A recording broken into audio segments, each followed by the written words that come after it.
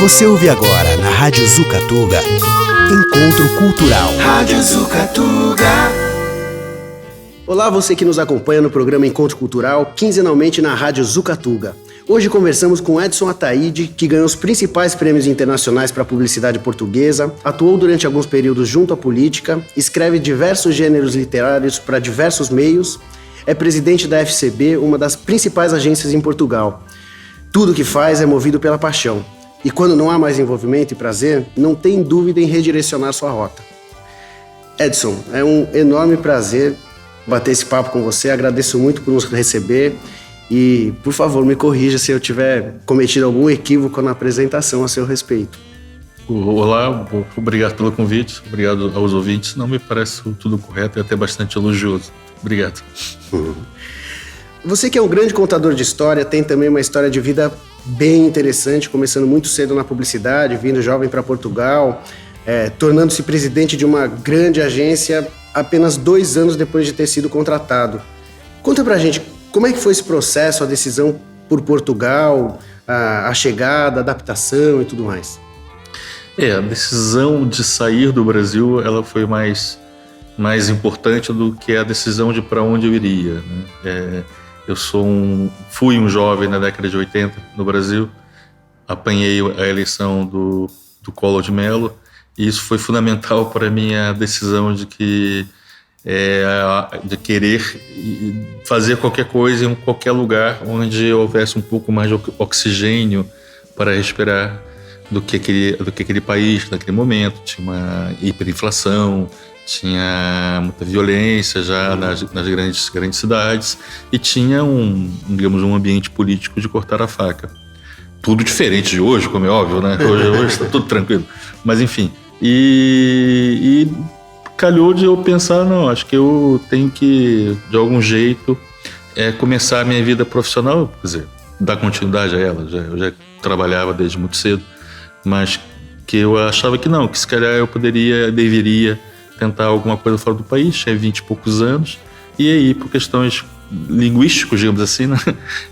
Eu trabalho com texto, eu trabalho com a escrita, eu sou redator de origem, me pareceu natural, como também óbvio que eu tinha que ir para Portugal, com a esperança de que o meu texto servisse para alguma coisa aqui, o que foi uma sorte, porque sim, aparentemente a coisa encaixou.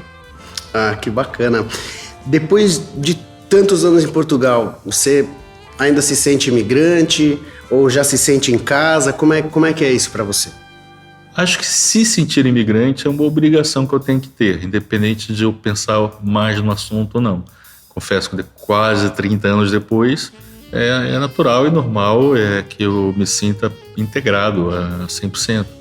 Eu costumo dizer que os meus amigos portugueses dizem que eu sou mais português do que eles, em muitos aspectos. Mas acho que é uma obrigação moral, ética quase, de eu nunca esquecer que estou na casa dos outros, por mais que essa casa também seja minha. E além de beneficiar do meu entendimento com relação à cultura portuguesa, eu trabalho com isso, eu vivo disso, né? Eu sou um técnico disso, de certa maneira, e eu também não esquecer que eu tenho também um entendimento, uma presença, uma cabeça em outro país, no caso o Brasil, ou até em outros países que eu, entretanto, fui morando também. Eu nunca deixei de morar em Portugal, mas em alguns momentos ao longo desses 30 anos eu morei também, ou seja, eu morava em Portugal e também em Espanha.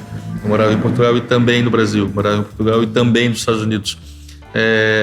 Então eu só fui ampliando meu campo de visão e entendendo melhor as coisas boas de ser imigrante e convivendo melhor com as coisas mais, que sempre vão existir contras em tudo. Mas é muito positivo, é muito prazeroso, ainda hoje, ser imigrante em Portugal.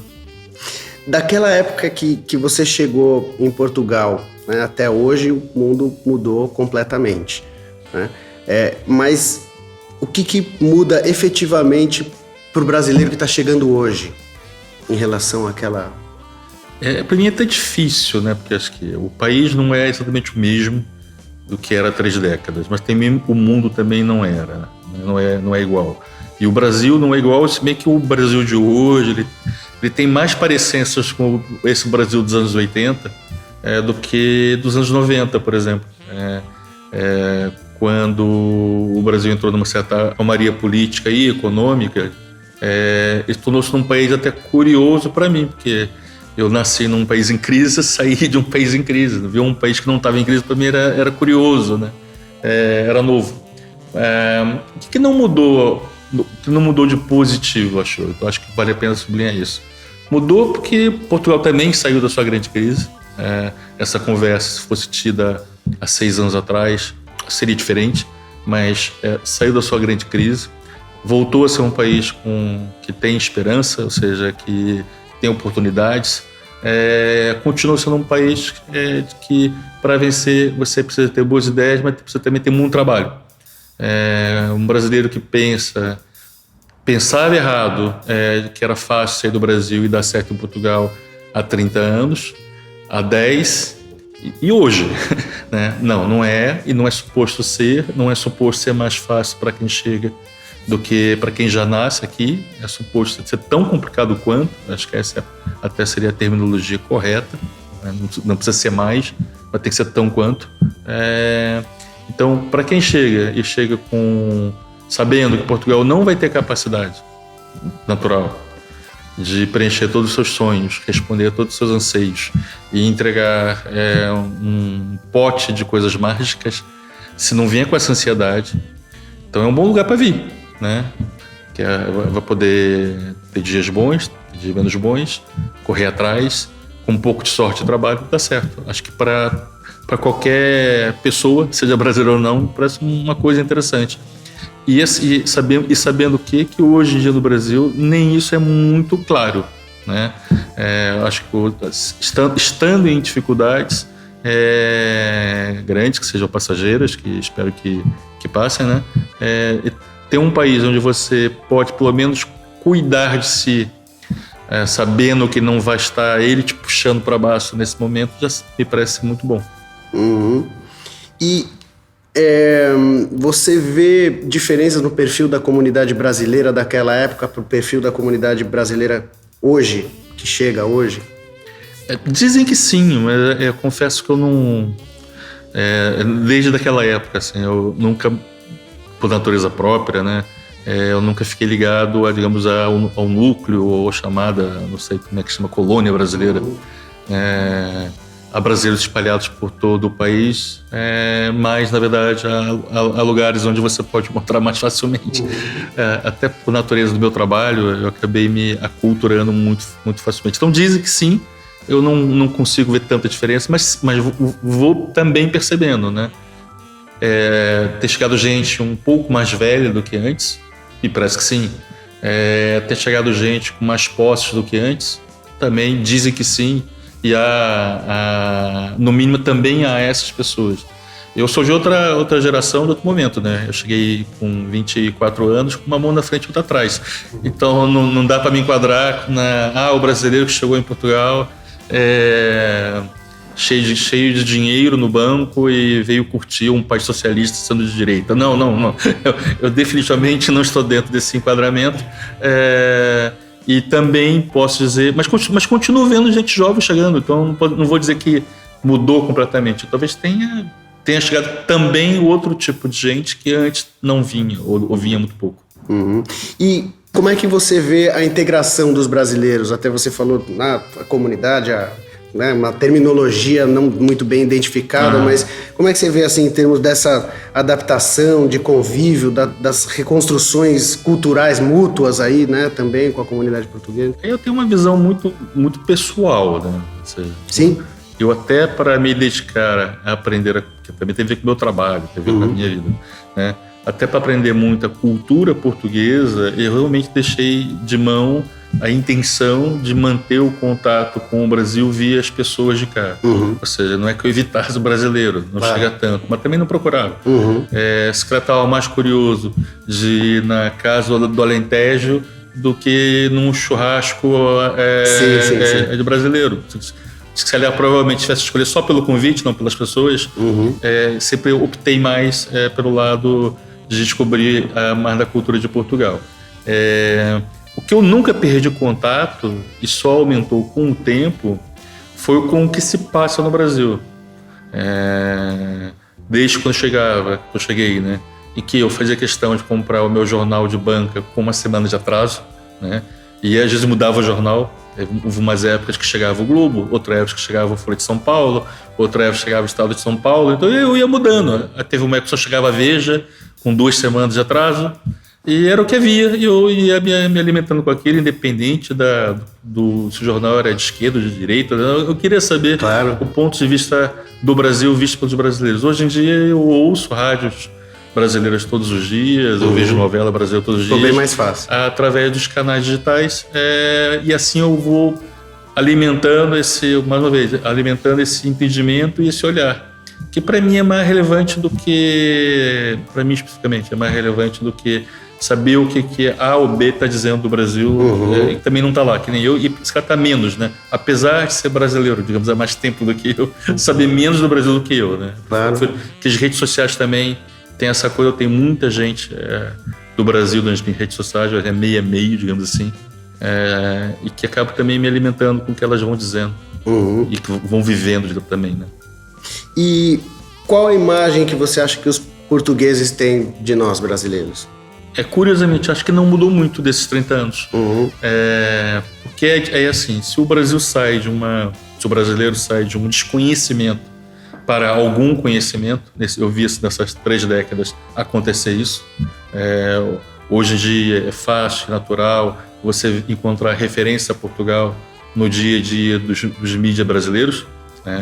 É uma música aqui, é um ator ali, é um livro ali, é um filme. É muito comum, é mais comum do que os brasileiros pensam. Basta consumir com frequência e com um pouco de atenção que vai identificar muito. Muito não, algum. O português ao contrário, né? Ele estava empapuçado de Brasil, né? Via telenovelas, né? Na década de 80, na década de 90, de música também, e de futebol, e criou-se uma coisa meio doida no português, que ele acha que ele conhece muito o Brasil, né? E não conhece. E também acaba por não ter essa curiosidade, ou seja, porque como acha que já conhece muito, também não está muito permissivo para ver as diferenças, né? Até regionais e tudo. Então acho que o português ele não tem tanta curiosidade, não tem tanto conhecimento. Ele tem mais conhecimento do que o brasileiro de Portugal, é verdade, mas ele tem menos conhecimento do que ele pensa. Né? Então cria esse caldo de cultura estranho. E a comunidade brasileira tem crescido bastante, principalmente nos últimos 3 anos, que praticamente dobrou, né? De 85 mil para mais de 150 mil pessoas. Qual o motivo? Você tem vamos lá. Voltou a um número que já esteve no passado, ou parecido pelo menos. No início da década de 90 dizia-se isso. Há 100 e tantos mil brasileiros, 120 mil brasileiros em Portugal. E percebia-se mais, inclusive, né? As concentrações eram diferentes, né? Havia menos shopping centers, havia menos cinemas, então as pessoas se cruzavam mais, digamos assim, talvez. E estava mais concentrado em Lisboa e no Porto. O que eu vejo é mais o fato do Brasil ter entrado em crise econômica mais uma vez, de também a geração millennial, ela por natureza, com crise sem crise, ela querer rodar o mundo, ela querer viajar, ela querer estudar, ela querer estar em outros lugares. Dá para quando está em crise porque o pai paga, e dá para quando não está em crise porque o pai paga também. Então o português também, o jovem português também quer viajar muito, não quer estar aqui, quer estar no Brasil, quer estar na Inglaterra, quer estar na Austrália. Então esse aumento tem a ver com essas dificuldades do Brasil, mas também com essa nova maneira, essa maneira globalista de estar no mundo. E que Portugal acaba por ser um lugar onde alguns jovens brasileiros testarem durante 1 ano, 2 anos, não tem intenção de fazer vida aqui, provavelmente nem tem intenção de fazer vida fora do Brasil, mas querem estar na Europa, e por que não Portugal, e depois Inglaterra, e depois alguma outra coisa durante um tempo. Você, com a sua sócia Vera Barros, recentemente se tornaram os únicos sócios da FCB Lisboa, e que agora tem capital totalmente português. Conhecendo tão bem esse mercado, quais as diferenças em relação ao Brasil você percebe nas relações comerciais, nas relações de trabalho no cotidiano, e como é que você vê o mercado para os brasileiros? Assim, vamos lá. O que eu sinto às vezes, que o brasileiro vem, não é sempre, né, mas vem para cá muito otimista e achando que sem se preparar, digamos assim, formalmente para as coisas, né? Eu quando vim para cá, eu não me preparei formalmente para nada. Só que eu vim para cá há 30 anos e eu tinha 24 e eu sabia que tudo podia dar errado. Né? E não havia internet e não havia como você se informar. Mas assim, eu tentei o máximo possível, fui ao consulado, trouxe meus diplomas, tudo carimbado, deu um trabalho danado para fazer, não saiu para nada, mas assim, estava tentando pelo menos ter o mínimo necessário. E o que eu sinto hoje, que muitos brasileiros vêm para cá, não são todos, mas para cá, não estão legalizados, porque acham que poderão encontrar um subterfúgio. É possível encontrar subterfúgio? É possível, mas não é recomendável, né? A probabilidade de acabar trabalhando num subemprego ou trabalhar numa espécie de escravatura branca é muito grande, porque quem não tem papéis acaba se submetendo, acaba por não ter direitos, e quem não tem direitos, e porque não pode ter direitos, porque não está cumprindo seus deveres, também não vai poder reclamar. Ter só a formação, ter só até o conhecimento, ter só a habilidade, e não estar preparado formalmente para o mercado de trabalho de Portugal, para mim é um peso muito grande. Eu não recomendo a ninguém. Sabendo que sorte pode acontecer, Deus está olhando e tudo, mas só pensamento positivo não é o suficiente. Claro. E eu já vi muitos casos de pessoas que não deram certo e acharam que tiveram azar. Eu falei, não teve azar. Você contava com uma sorte que não existia. Né? Porque azar não, pela lei, pela regra, você não tinha como. Portugal precisa contratar gente de fora, não são para todas as áreas. Uma pesquisa no Google vai poder identificar nesse momento quais são as áreas. Eu posso supor que há algumas áreas técnicas que são mais viáveis do que outras. O país tem necessidade de gente para serviços, é verdade. É natural, qualquer país da Europa tem esse problema. Seja para servir uma mesa, para trabalhar numa loja ou para dirigir um Uber, precisa de gente. Não tem mal nenhum em fazer isso. Claro. Né? Eu apenas recomendo que se faça isso, é porque tem a legalização para estar cá, por isso está fazendo, senão vamos cair no primeiro lugar. Ou se você é médico e vem para cá e trabalha numa loja, não reclama, porque na verdade, se você não tem o diploma, não está reconhecido na ordem dos médicos e tal, isso você sabia. Claro. Se você sabia e veio a mesmo, você não pode reclamar do país. Ou seja, eu acho que tem que ter uma relação idônea de ambas as partes. Não é o lugar que vem, tá fácil, consegue. Não é. E também há uma fila, hoje menos, graças a Deus, né? O país hoje está com um nível de desemprego bem baixo. Não é verdade há 5 anos atrás. Há 5 anos atrás, tínhamos uma taxa histórica elevada de desemprego. Então não havia emprego nem para os locais, quanto mais para quem vem de fora. Então há também que ter esse entendimento de que o português ele não tem que bloquear a porta de ninguém, mas também não tem que ficar aí na porta para deixar o entrar. Tá? Mais uma vez, tem que funcionar para ambos os lados. Claro. Para finalizar, quais contribuições a comunidade brasileira em Portugal tem a oferecer? O que o brasileiro pode trazer de bom para Portugal? Já trouxe, na verdade até acho que já trouxe, vem trazendo, né? desde sempre, né? Uma distensão de costumes, né? O português ele é muito bom, culturalmente o português é muito ávido de engolir a cultura do outro, né? Acho que o primeiro povo, mesmo de comer cultura do outro, aquela coisa meio modernista no Brasil. Antropofágico, né? Acho que o português é isso, né? É indiano, é árabe, é nórdico e também é brasileiro. Então, comparar os usos e costumes de Portugal de hoje, de há 30 anos atrás, é comparar um Portugal com 10% de Brasil com um Portugal de 30% ou 40% do Brasil. Isso vai ver em tudo, né? Na roupa das pessoas, no tratamento entre elas, até nos sonhos, objetivos. O Brasil, não só o Brasil, mas também as Áfricas, né?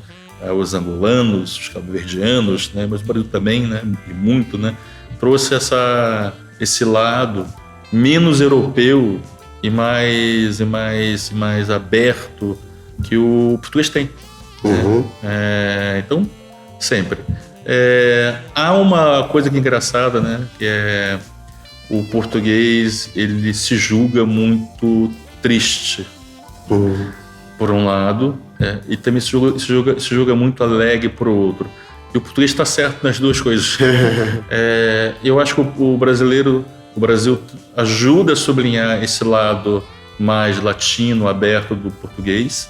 Ajuda que é como se fosse um dinheiro na economia, digamos de certa maneira, né? Então, essa economia afetiva vai aumentando as possibilidades do português demonstrar a sua alegria, que vê e se reflete, entende e quer ir para frente. E o lado batendo lá tem coisas nem tão boas, digamos assim, mas que são os países parecem muito na minha cabeça, pelo menos. O Brasil também alimenta muito essa visão também que o português tem de negativo de si mesmo, que isso é mal, mas faz parte da cultura, né? Porque o brasileiro é muito ciclotímico, como o português também é, né? Aqui vai ser bestial muito facilmente, como no Brasil. Então, o português poder ter essa relação de pai que é filho, de filho que é pai, de inveja e ao mesmo tempo orgulho, que é a relação que tem com o Brasil e como um todo, é útil para Portugal. Faz com que seja um país vivo, que não tenha a sua definição total ainda. E os portugueses de boa cabeça, que eu acho que até que é a boa maioria, de um jeito ou de outro, reconhece isso. Seja a avózinha do interior, que diz isso da maneira dela, né? Agradece ao brasileiro quantas e quantas vezes no interior do país, mulheres conhecidas tal, todas de preto, tipo assim, muito obrigado por ter vindo. A gente precisava mesmo de vocês que são mais alegres, né? Até o antropólogo de Lisboa, que dirá isso de uma maneira tal mais diferente. Isso acho que o Portugal, eu acho muito agradecido ao Brasil, mais do que o brasileiro imagina. Talvez o de Lisboa não irá te dizer isso, possa até pensar, ou até possa pensar ao contrário. Mas o de Lisboa que talvez não vai te dizer isso. Mas o do Porto já diz. Acho que o brasileiro confunde muito Portugal com Lisboa. Não é bem isso. Poxa, Edson, olha, novamente, muito obrigado pela presença, pela conversa. Foi bem bacana e assim, é muito, muito legal ver o trabalho de um brasileiro que é português também, que é completamente integrado e ter essa trajetória também como um exemplo para outras pessoas perceberem que é possível também, que tem as dificuldades, que tem os desencontros, mas acho que foi bem enriquecedor e a proposta do programa, né? Bom, espero ter sido útil para quem ouviu e desejo boa sorte. Acho que eu tenho só que desejar ao programa, a você. Muito obrigado, poxa vida. Muito obrigado mesmo. E assim a gente encerra o programa Encontro Cultural, que hoje teve a ilustre presença de Edson Ataide. Muito obrigado a você que nos acompanhou até aqui, um forte abraço e até a próxima. Você ouviu na Rádio Zucatuga Encontro Cultural. Rádio Zucatuga.